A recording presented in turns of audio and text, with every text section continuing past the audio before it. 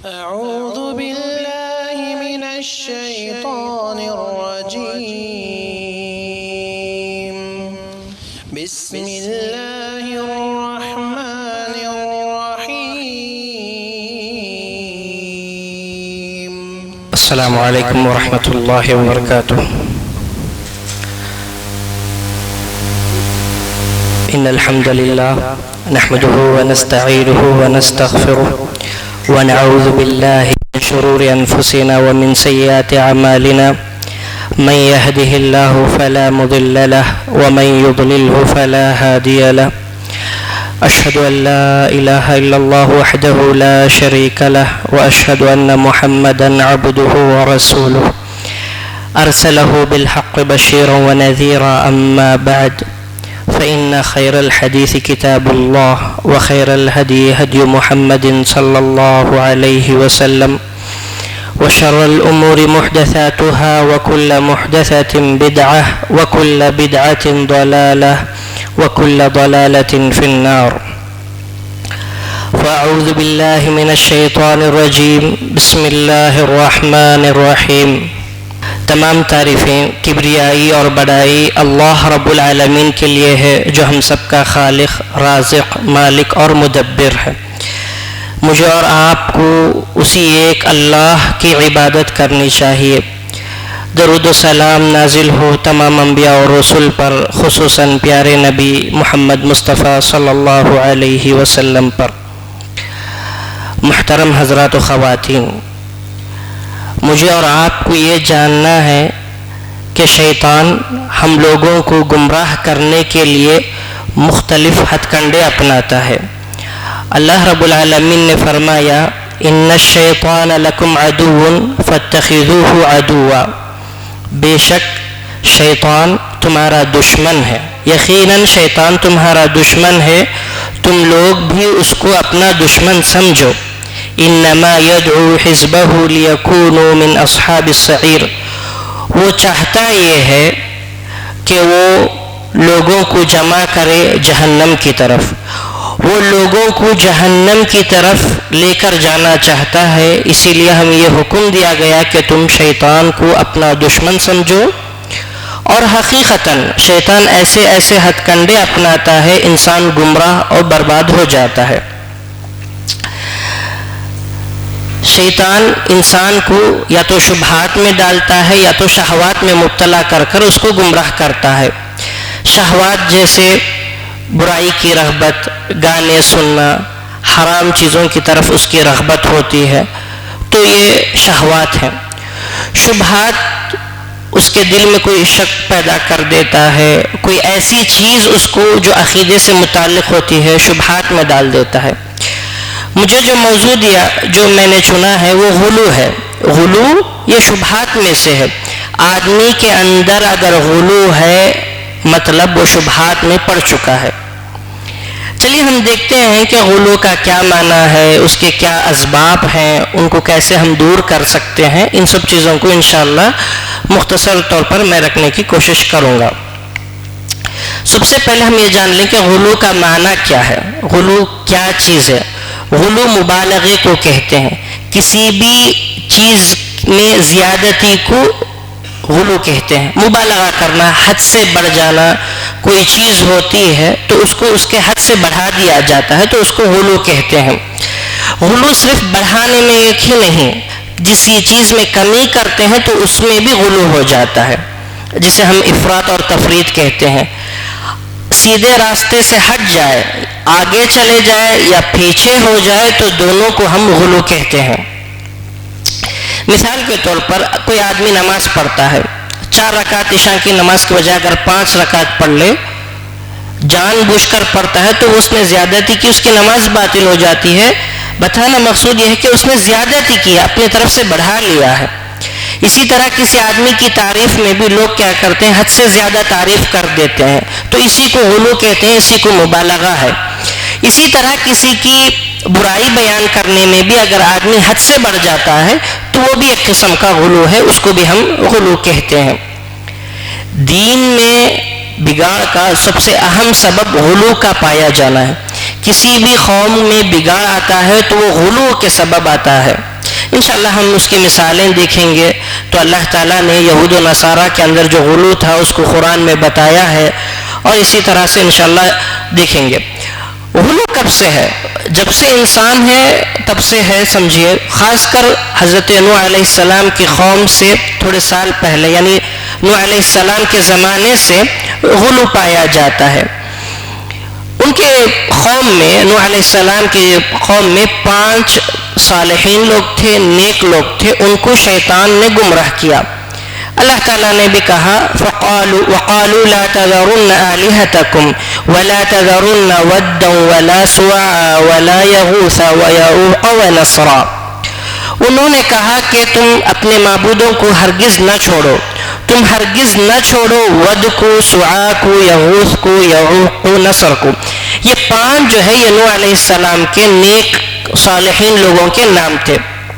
ان کو شیطان نے گمراہ کیا کہ ان کے پاس یہ بات ڈالی کہ یہ تمہارے نیک لوگ ہیں، مر گئے ہیں، ان کی یاد، یہ کہ جس طرح سے نیک لوگ تھے ان کی یاد کے لیے آپ ان کے پتلے بناؤ، آپ ان کی تصویر بنا کر ان کو رکھو اپنے دکانوں میں، اپنے گھروں میں، تاکہ جب آپ ان لوگوں کو دیکھیں گے تو آپ کے اندر بھی نیک کام کرنے کا جوش آئے گا، رغبت آئے گا، اس لیے ایسا کر لو. تو انہوں کی قوم کے لوگوں نے اپنے صالحین کی صورتوں کو اپنے پاس رکھا تھا. جب یہ جنہوں نے بنایا تھا مورتی، جب وہ مر گئے، ان کی بعد میں اولاد آئی، تو شیطان نے ان کو یہ بات ڈالا کہ تمہارے آبا حقیقی معنوں میں انہی کی پوجا کرتے تھے، انہی کی عبادت کرتے تھے. تو اسی کے پس منظر میں وہ لوگ یہ کہتے تھے کہ ہم ود کو، سعا کو، یغوث کو کسی کو بھی نہیں چھوڑیں گے. العیاذ باللہ. اس طرح انہوں نے اپنے نیک لوگوں کے ساتھ غلو کر دیا. ان کو نیک لوگوں کی طرح بننے کے بجائے نیک لوگوں کی ہی عبادت کرنے لگے، تو انہوں نے غلو کیا. اسی طرح جو قوم ہمارے پاس یعنی یہود و نصارہ، اللہ تعالیٰ نے ان کے جہاں برائیاں ذکر کیا اس میں سے ایک اہم برائی ان کے پاس غلو تھا. غلو کسی بھی چیز میں حد سے زیادہ بڑھ جاتے تھے، تو جس کی وجہ سے یہ قوم گمراہ ہوئی. اللہ تعالیٰ نے کہا قُلْ يَا أَهْلَ الْكِتَابِ لَا تَغْلُوا فِي دِينِكُمْ غَيْرَ الْحَقِّ. نہ اے اہل کتاب، نہ حق اپنے دین میں غلو مت کرو، نہ حق دین میں اپنے طرف سے کوئی چیز آپ نہ بڑھا لو. کیونکہ یہود و نصارہ میں، اور آپ اچھے طرح سے جانتے ہیں کہ انہوں نے صالحین کو، رسولوں کو، حتیٰ کہ اللہ رب العالمین کو تک انہوں نے غلو سے اپنے الفاظ ایسے کرتے تھے، اللہ رب العالمین کو تک انہوں نے نہیں چھوڑا. سب سے پہلی مثال یہود و نصارہ میں جو غلو آیا اسی کی میں مثالیں رکھوں گا.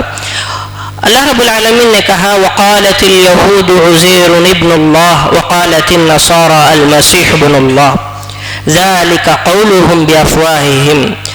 یہود نے کہا کہ عزیر اللہ کے بیٹے ہیں، عزیر علیہ السلام. نصارہ نے کہا کہ عیسیٰ مسیح یہ خود اللہ کے بیٹے ہیں. یہ بس ان کی منہ کی باتیں ہیں، اس کی کوئی حقیقت نہیں ہے. انہوں نے عزیر علیہ السلام کے پاس جو خوبیاں دیکھی اس کے بعد انہوں نے کیا کہا؟ یہ اللہ کا بیٹا ہے کہا. غلو ہوا نا، حد سے بڑھا دیا. عزیر علیہ السلام ایک نبی تھے، ایک بندے تھے، تو انہوں کو کیا کر دی؟ اللہ کی طرف نسبت کر دی کہ یہ اللہ کا بیٹا ہے. اسی طرح نصارہ نے بھی کیا، انہوں نے عیسیٰ علیہ السلام کو کیا کہا کہ یہ اللہ کا بیٹا ہے کہا. اسی طرح یہود و نصارہ کہتے تھے وقالت اليہود والنصارى نحن ابناء اللہ واحباؤہ. یہود و نصارہ کیا کہتے تھے کہ ہم اللہ کے بیٹے ہیں اور ہم اللہ کے چہیتے بھی ہیں. ان لوگوں نے غلو سے، ہر جگہ غلو سے کام لیا ہے. میں آپ لوگوں کے سامنے غلو کی ناحیت سے باتوں کو سمجھانے کی کوشش کروں گا. یعنی غلو کی وجہ دیکھیے آپ ان کے اندر کیسے زیادتی آئی. دین کے اندر ایک بات میں غلو کیا، اسلام سے نکلتے گئے، انہوں نے نصرانیت کو چھوڑ دیا. وہی میں آپ کے سامنے مثالیں رکھوں گا تاکہ ہماری قوم امت محمدیہ میں جب ہم دیکھیں گے تو اسی کی چیزیں لگ بھگ قریب یہی چیزیں ہمارے پاس بھی موجود ہیں. العیاذ باللہ. اسی طرح یہود نے کہا قالت الیہود ید اللہ مغلولہ غلت ایدیہم وَلُعِنُوا بِمَا قَالُوا بَلْ يَدَاهُ مَبْسُوطَتَانِ يُنْفِقُ كَيْفَ يَشَاءُ. یہود نے کہا اللہ تعالیٰ کے سلسلے میں کہ اللہ کے ہاتھ بندھے ہوئے ہیں، نعوذ باللہ. غلت ایدیہم، انہی کے ہاتھ بندھے ہوئے ہیں. اللہ تعالیٰ ان لوگوں پر لعنت بھیجتا ہے. اللہ کے دونوں ہاتھ کھولے ہوئے ہیں، وہ جس طرح چاہتا وہ خرچ، جسے چاہتا ہے وہ دیتا ہے. اسی طرح جب ان کو ڈرایا جاتا، یہود و نصارہ کو ڈرایا جاتا کہ تمہیں آگ میں جلنا ہوگا، اگر تم کفر کرو گے، اگر تمہارے اندر برائیاں ہوگی تو تم آگ میں جلو گے، تو اس کا جواب بھی وہ دیتے تھے، لن تمسنا النار الا ایاما معدودہ، ہمیں یہ آگ جو چھو گی نا، جب ہمیں جہنم میں جانا بھی پڑے گا تو ہم چند دنوں کے لیے جائیں گے. ان کا وہ اس حد تک بڑھ گئے تھے کہ وہ ہر چیز میں جو ہے مبالغے سے کام لیتے تھے، حق راستے کو چھوڑ چھوڑ کر چل رہے تھے. اسی طرح انہوں نے یہ بھی کہا ان اللہ فقیر ونحن اغنیاء، کہ اللہ تعالیٰ فقیر ہے اور ہم اغنیاء ہیں، ہم مالدار ہیں. اسی طرح کہا یہود و نصارہ آپس میں جب لڑ لیتے، یہود و نصارہ جب مسلمانوں کے خلاف ہوتے تو مل جاتے، لیکن جب آپس میں ان کا نہیں ملتے ہیں تو کہتے ہیں کہ وقالت الیہود لیست النصارى علی شیء، یہود کہتے ہیں کہ نصارہ کوئی چیز پر نہیں، ان کے پاس کوئی حقیقت نہیں ہے، وہ صحیح دین پر قائم نہیں ہے. اسی طرح نصارہ بھی اس کے الٹا میں کہتے کہ یہود بھی کسی چیز پر قائم نہیں ہے. بلکہ نصرانیوں نے عیسیٰ علیہ السلام کو اللہ کا بیٹا قرار دیا، پھر کچھ لوگ اس میں عیسیٰ علیہ السلام کو اللہ ہی قرار دے دیا. لقد کفر الذین قالوا ان اللہ هو المسیح ابن مریم، کافروں نے کہا کہ بے شک اللہ وہی مسیح ابن مریم یعنی عیسیٰ علیہ السلام ہے. اسی طرح محمد صلی اللہ علیہ وسلم کو جب نبوت ملی، جب بعثت مکے میں آئی تو یہود کو یہ بات معلوم تھی، نصارہ کو بھی یہ بات معلوم تھی. وہ جس طرح اپنے بچے کو پہچانتے ہیں اس طرح وہ اپنے رسول یعنی محمد رسول اللہ صلی اللہ علیہ وسلم کو پہچانتے تھے. اس کے باوجود انہوں نے انکار کر دیا، انہوں نے دھتکار دیا. کیوں؟ ان کو اسی بات کا غصہ تھا کہ وہ ہماری قوم میں سے نہیں، وہ اسماعیل علیہ السلام کے اولاد میں سے ہیں، اگر وہ اسحاق علیہ السلام کی قوم میں سے ہوتے تو ہم ایمان لاتے. اس طرح سے ان لوگوں نے بات کہی تھی. اسی طرح اللہ تعالیٰ نے 2 مرتبہ کہا یا اہل الکتاب لا تغلوا فی دینکم، اے اہل کتاب تم اپنے دین میں غلو نہ کرو، ولا تقولوا علی اللہ الا الحق، اللہ کے بارے میں حق کے علاوہ کچھ مت کہو. کیوں ایسا کہا گیا؟ کہ دونوں کا پس منظر، ان آیت کا پس منظر یہی ہے کہ عیسیٰ علیہ السلام کو نصرانیوں نے، عیسائیوں نے غلو کر دیا اور ان کو اللہ کا بیٹا قرار دے دیا، تو کبھی عیسیٰ علیہ السلام ہی کو اللہ قرار دے دیا. یہود کیا کیا عیسیٰ علیہ السلام کے متعلق؟ یہود نے عیسیٰ علیہ السلام کو ولد الحرام کہا، ولد الزنا کہا. انہیں وہ نبی ماننے کے لیے تیار نہیں تھے، بلکہ عیسیٰ علیہ السلام کی جان کے پیچھے پڑ گئے تھے. انہوں نے کوششیں کی کہ عیسیٰ علیہ السلام کو سولی پر چڑھا دیا جائے. دونوں مبالغہ تھا، دونوں طرف حد سے بڑھ گئے تھے. جب حد سے بڑھ جائیں گے تو اسی طرف کیا ہے ہلاکت، اسی طرف انسان جو ہے گمراہ ہونے لگتا ہے. یہ 2 چیزیں بھی یہود و نصارہ کے اندر پائے جاتے تھے. اب بہت سارے ایسی مثالیں ہیں جس میں یہود اور نصارہ دونوں کے اندر غلو پایا گیا، دونوں کے اندر تجاوز، مبالغہ پایا گیا، جس کی وجہ سے دونوں گمراہ ہو گئے. ایک حدیث ہے، ابن عباس رضی اللہ تعالیٰ عنہ روایت کرتے ہیں کہ اللہ کے رسول صلی اللہ علیہ وسلم حجۃ الوداع میں رمی الجمرات کے پاس تھے. اللہ کے رسول صلی اللہ علیہ وسلم نے کنکریاں طلب کی جمرات کو مارنے کے لیے.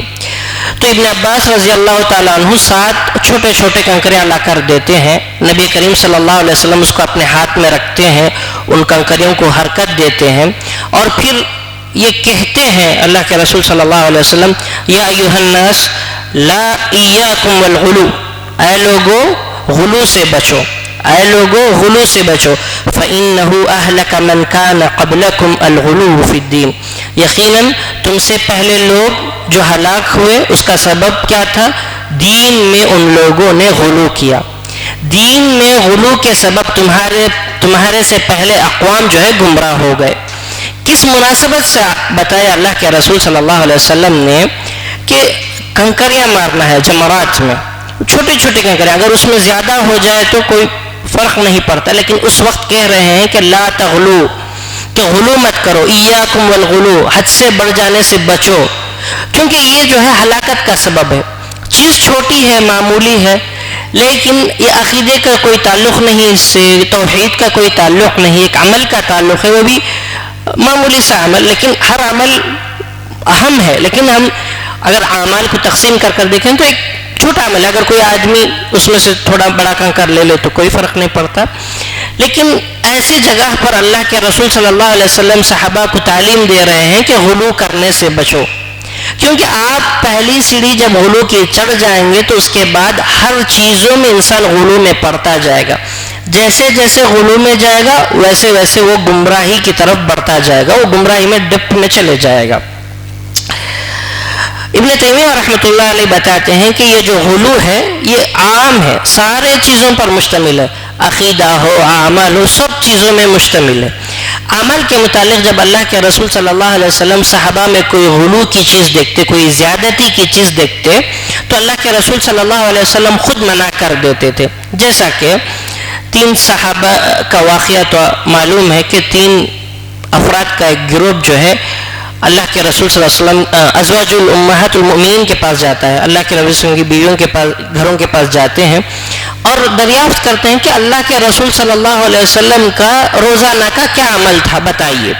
جب ام المؤمنین بتاتی ہیں کہ وہ فلاں فلاں کام کرتے تھے, تو یہ 3 صحابہ اپنے بارے میں یہ سوچ لیے کہ اللہ کے نبی جن کو اللہ تعالیٰ نے سارے گناہ معاف کر دیا, اللہ تعالیٰ نے ان کے سارے گناہ معاف کر دیا, جب ان کا حال ایسا ہے تو ہمیں کیا کرنا چاہیے.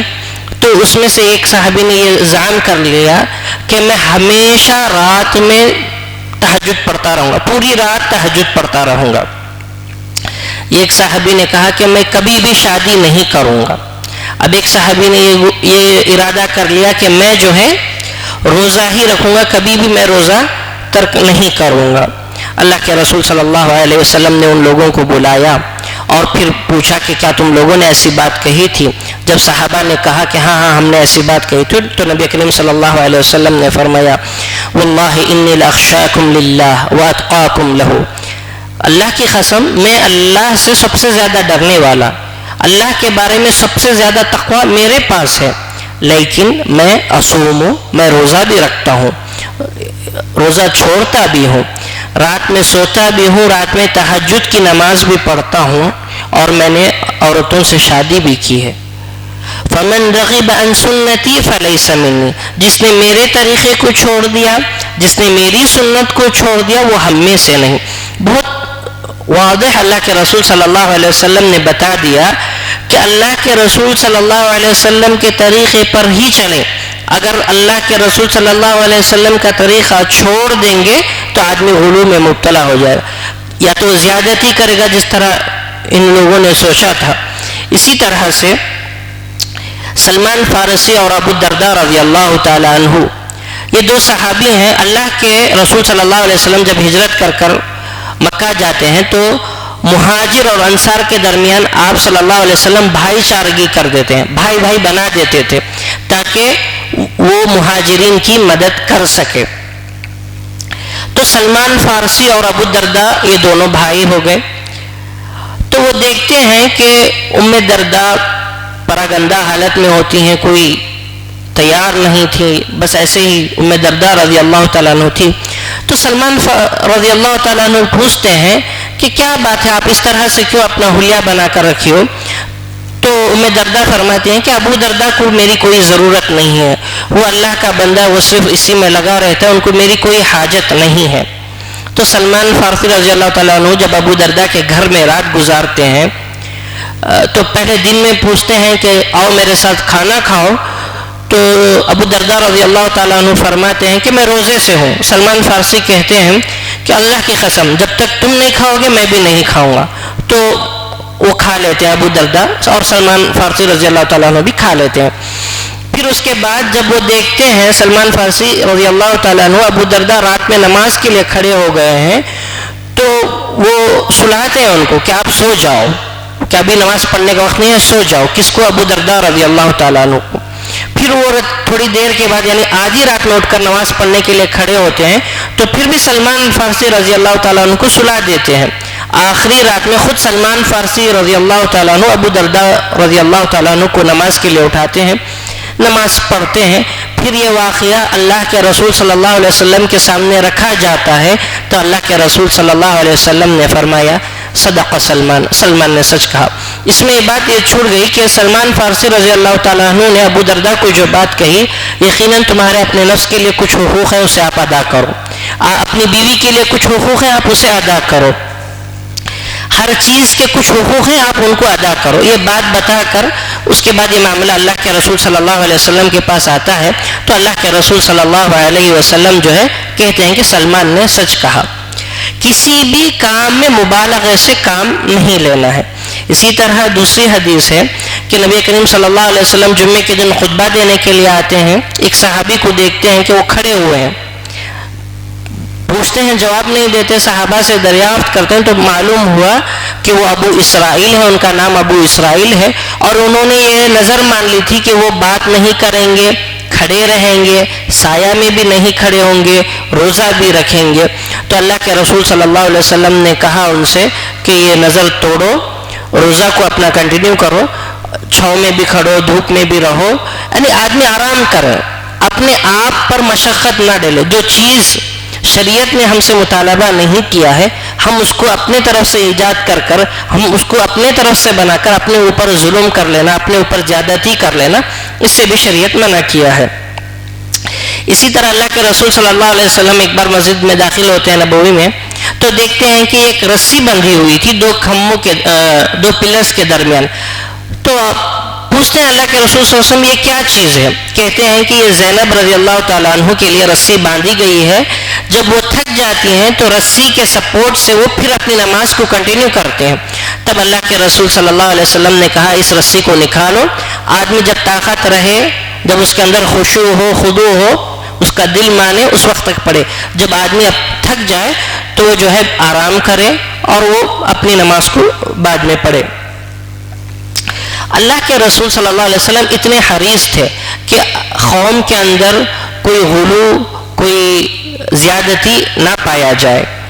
تو اس کے بعد پھر مسلمانوں میں کیسے غلو آیا، مسلمانوں کے اندر غلو کیسے آیا؟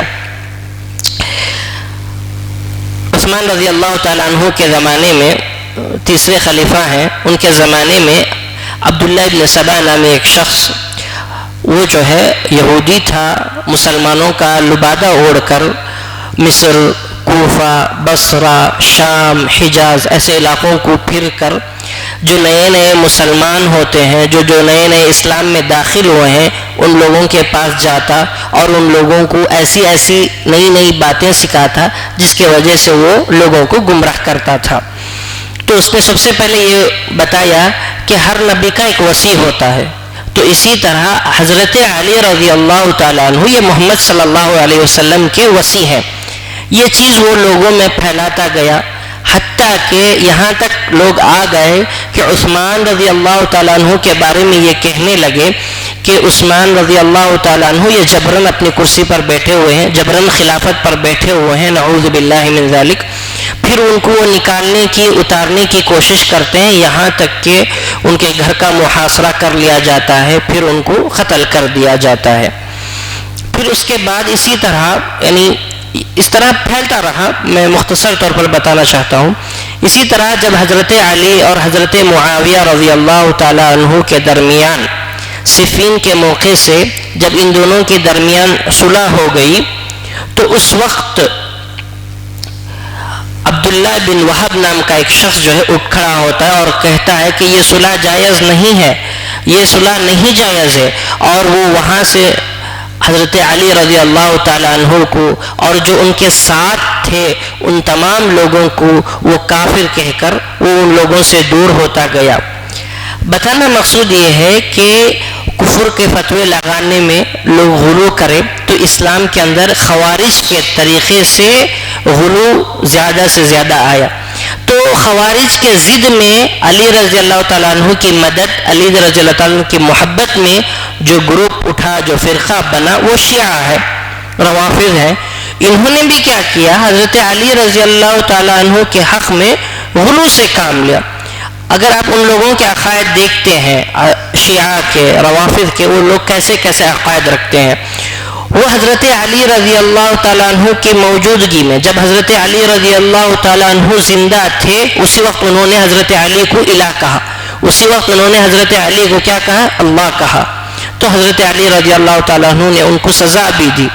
اس طرح سے غلو یعنی انسان کو اس کا درجہ دیے بغیر اس سے بڑھا دینا. اسی طرح سے ہم جانتے ہیں کہ ایک فرقہ یہ بھی پایا جاتا ہے جو اللہ کے رسول صلی اللہ علیہ وسلم کو بشر ہی نہیں مانتا، کہتا ہے کہ اللہ کے رسول صلی اللہ علیہ وسلم بشر نہیں ہے، وہ کیا ہے؟ نور ہے. غلو ہوا نا. اللہ نے کہا کہ محمد صلی اللہ علیہ وسلم بشر ہے. ہم کچھ لوگ ایسے ہیں مسلمانوں کے اندر، وہ کیا کہتے ہیں کہ نہیں، اللہ کے رسول صلی اللہ علیہ وسلم کیا ہے؟ نور ہے. اور اللہ تعالیٰ نے سب سے بڑا مرتبہ جو دیا وہ عبودیت کا ہے، بندگی کا درجہ سب سے بڑا درجہ ہے. اور اللہ تعالیٰ نے رسول صلی اللہ علیہ وسلم کو عبودیت کے ساتھ ساتھ ہی رسول بنا کر بھیجا. یہ کوئی فرشتہ یا کوئی نور ایسی چیز نہیں تھی. اللہ کے رسول صلی اللہ علیہ وسلم انسان تھے، بشر تھے، لیکن اس کے ساتھ اللہ نے جو ان کو ایک مزید چیز عطا کی وہ ہے نبوت، رسالت عطا کی. اور اللہ تعالیٰ نے اللہ کے رسول صلی اللہ علیہ وسلم کو بہت ساری فضیلتیں دی، جس میں اللہ کے رسول صلی اللہ علیہ وسلم کو سید المرسلین کہا گیا کہ یہ کیا ہے؟ تمام نبیوں کے سردار ہیں. خاتم النبیین کہا گیا کہ یہ ان کے بعد کوئی اور نبی آنے والا نہیں ہے. اس طرح سے اللہ کے رسول صلی اللہ علیہ وسلم کا مقام و مرتبہ دیا گیا تھا. امت کا ایک فرقہ اللہ کے رسول صلی اللہ علیہ وسلم کو ان کے دیے ہوئے مقام سے اٹھا کر، بشر سے اٹھا کر نور میں لے کر جاتا ہے. یہ غلو ہے، یہ زیادتی ہے. چاہے زیادتی عمل میں ہو قابل قبول نہیں، چاہے زیادتی عقیدے میں ہو قابل قبول نہیں، زیادتی کسی بھی قسم کی ہو، کسی بھی چیز میں ہو، یہ قابل برداشت اور قابل قبول نہیں ہے. اسی طرح سے اگر آپ کمپیئر کرتے ہوئے آئیں کہ کس طرح اللہ کے رسول صلی اللہ علیہ وسلم آخر تک یہ بات کہہ رہے تھے کہ مجھے اس بات کا ڈر ہے کہ تم بھی جو ہے یہود و نصارہ کی طرح اپنے انبیاء کی خبروں کے ساتھ زیادتی کرو گے. آج دیکھتے ہیں کہ مسلمانوں کا ایک بڑا طبقہ، اپنے آپ کو مسلمان کہنے والوں کا ایک بڑی جماعت آج درگاہوں کے پاس، آج خبروں کے پاس اپنے آپ کو مجاور بنا کر پھرتے ہیں. وہ کیا ہے؟ وہ غلو ہے نا. کس کے ساتھ غلو ہے؟ صالحین کے ساتھ غلو ہے، نیک لوگوں کے ساتھ غلو ہے. نعوذ باللہ من ذالک. اور ایسے بھی لوگ ہیں کہ آپ دیکھنے میں، بات سننے میں آتی ہے کہ جانوروں کے ساتھ، مگرمچھ ہے، کیچوا ہے، ایسے کے ساتھ جو ہے مسلمان اپنی عقیدت رکھتے ہیں. اسی طرح سے جب انہیں کہا جاتا ہے کہ آپ جو ہے میلاد النبی کے نام سے عید مناتے ہیں، تو یہ کہاں چیز ہے؟ کہتے ہیں کہ یہ عقیدت مندی ہے، عقیدہ نہیں ہے، بس وہ اللہ کے رسول صلی اللہ علیہ وسلم سے محبت ہے، اس لیے ہم جو ہے یہ جشن مناتے ہیں. سوال یہ ہے کہ کیا اللہ کے رسول صلی اللہ علیہ وسلم نے ہمیں اس کا حکم دیا؟ جب اللہ کے رسول صلی اللہ علیہ وسلم نے ہمیں اس کا حکم نہیں دیا تو ہم اس چیز کو ہرگز بھی نہیں کریں گے. اسی طرح یعنی غلو، اس کے بہت سارے اسباب ہیں. اس کا سب سے پہلا سبب یہ ہے کہ جہل، یعنی لوگوں کے اندر جہالت، کتاب کی تعلیم، قرآن کی تعلیم نہیں، سنت کی تعلیم نہیں، شریعت کا فہم نہیں. تو یہ تین چیزیں ایسی ہیں جو بنیادی طور پر مسلمانوں کے اندر پائی جانی چاہیے. اگر جب یہ چیز نہیں رہے گی، مسلمانوں کے اندر یہ چیز نہیں، جہل رہے گا، علم نہیں ہوگا، قرآن میں کیا بات بتائی گئی ہے، حدیث میں کون سی باتیں بتائی گئی ہیں، شریعت کے کیا اصول ہیں، اگر یہ باتیں نہیں ہوں گی تو انسان جو ہے وہ غلو میں مبتلا ہو جائے گا. کیوں؟ اس کو جیسے لے کر جاتے ہیں، دیکھتا ہے کہ فلاں بھی کر رہے ہیں، ہم بھی کر لیں، تو اس کو پتہ ہی نہیں چلتا کہ یہ چیز کرنا ہے کہ نہیں کرنا ہے. دوسرا دوسرا اہم سبب یہ ہے کہ علماء سے اعراض، علماء سے دور ہو جانا. یہ غلو کے لیے بہت سبب ہے. جب آپ علماء کے قریب رہیں گے، علماء کے ساتھ رہیں گے، تو آپ کو تنبیہ کریں گے، آپ کو بتائیں گے کہ یہ غلو ہے، یہ زیادتی ہے، آپ اس میں نہ جائیں. ٹھیک ہے. غلو کا ضد کیا ہے؟ غلو کا اپوزٹ ہے اعتدال. غلو کا اپوزٹ ہے اعتدال، افراط اور تفریط. یعنی کسی بھی چیز میں حد سے بڑھ جانا بھی نہیں، کسی بھی چیز میں حد سے کم بھی نہیں ہو جانا، بیچ کے راستے میں چلنا ہے. یعنی غلو کا اپوزٹ ہے اعتدال. اعتدال کیا ہے؟ یہ صراط مستقیم ہے. کتاب و سنت کی روشنی میں، دلائل کی بنیاد پر آپ جس راستے پر قائم ہیں، اسی کو صراط مستقیم کہتے ہیں، اور یہی اعتدال ہے. صرف مسلمانوں میں ہی غلو نہیں پایا جاتا ہے. جس طرح مسلمانوں میں غلو نہیں پایا جاتا ہے، کیونکہ جیسے میں آپ کو پہلے مثالیں دیا یہود و نصارہ کے، یہود بھی غلو کر دیے، نصرانی بھی غلو کر دیے. یہود نے عیسیٰ علیہ السلام کے بارے میں کہا کہ یہ ولد الحرام ہے، نصارہ نے کہا کہ یہ اللہ کے بیٹے ہیں، یہ اللہ ہیں. یہود نے بھی عزیر کو کیا کہا؟ ابن اللہ ہے علیہ الصلاۃ والسلام. اس طرح یہ دونوں قومیں جو ہمارے لیے مثالیں قرآن میں ملتی ہیں، یہ دونوں قومیں بھی غلو میں تھے، صرف مسلمان غلو نہیں کیے. اگر آپ مسلمانوں میں دیکھتے ہیں کہ جب مسلمانوں کے اندر اتنے سارے فرقے ہیں، تو اس میں بھی جو ہے مجھے اور آپ کو یہ دیکھ کر چلنا ہے کہ کون سا گروہ، کون سی جماعت سیدھے راستے پر ہے، صراط مستقیم پر ہے. جو بھی صراط مستقیم کو چھوڑ دے گا وہ غلو میں مبتلا ہو جائے گا. غلو ایک آفت ہے، ایک بہت بڑی بیماری ہے. میں آپ لوگوں کے سامنے اسباب بیان کر رہا تھا. سب سے پہلا سبب ہے جہل، دوسرا ہے علماء سے اعراض، علماء سے دور ہو جانا. اچھی طرح سے معلوم ہے کہ بہت سارے مسائل میں لوگ جو ہے علماء سے دوری کی وجہ سے کوئی بھی کام کر دیتے ہیں، بعد میں پتہ چلتا ہے کہ یہ بہت زیادہ کر دیے یا یہ بہت کم کر دیے. ایک مثال دیتا ہوں. جب عمر اور عامر رضی اللہ تعالیٰ عنہ کا واقعہ ہے، یہ تیمم کا واقعہ جسے آپ بھی جانتے ہیں، کہ جب معلوم نہیں تھا تو کیا کیے، جانور کی طرح لوٹ مٹی میں جو ہے وہ رول کیے. تو پھر جب معلوم ہوا نبی کریم صلی اللہ علیہ وسلم کو، نبی کریم صلی اللہ علیہ وسلم نے کہا کہ آپ دونوں ہاتھ کو مار دیں، یہی کافی تھا. میں اس میں سے بات بتانا کیا مقصود ہے کہ آدمی کے اندر علم نہیں ہوگا تو جہل ہوگا.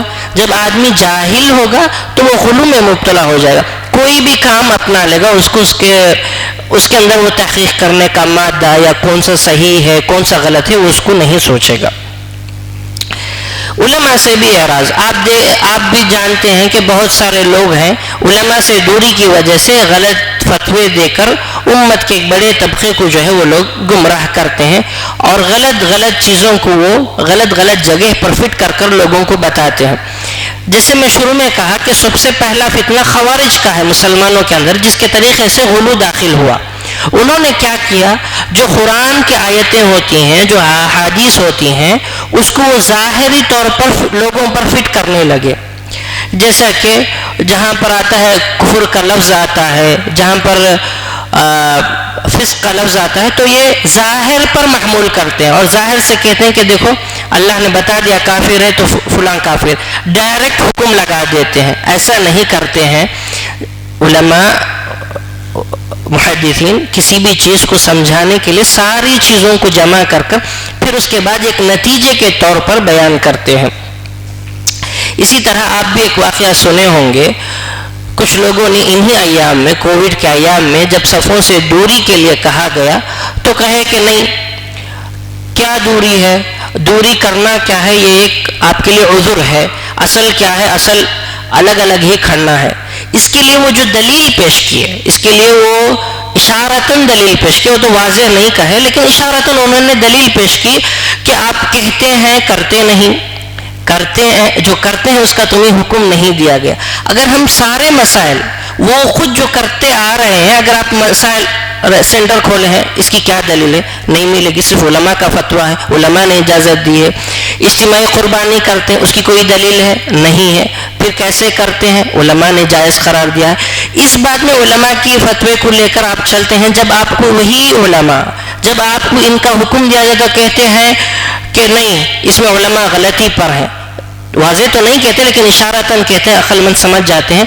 بتانا مقصود یہ ہے کہ علماء سے دوری تو آدمی کو گمراہ کر دیتا ہے, آدمی کو غرور میں پہنچا دیتا ہے.